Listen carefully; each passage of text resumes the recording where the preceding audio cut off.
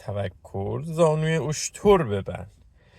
دوست گرامی که بعد از روی کار اومدن ترامپ و جهتگیری‌های نتانیاهو بیشتر از پیش با تو قپقپت انداختی و جوری داری صحبت میکنی که دسترسی به اسناد و اطلاعات محرمانه‌ای داری یا نشانه‌هایی داری میبینی که این حکومت تا 6 ماه دیگه یا مثلا 1 سال دیگه برش میدارند، به جای اینکه بریم خودمون رو آماده کنیم برای یک نبرد مسلحانه چریکی تمام عیار برای ایران شهر و علیه مسلکون، لازم به ذکره که دستتو به جای اشتباهی گرفتی. به جای تخمات بگیر سر زانوات و بدون که در خوشبینانه ترین حالتش اینها میتونن یک کمک کننده و تسریع کننده باشن و نه منجی، و منجی جز در آینه وجود نداره.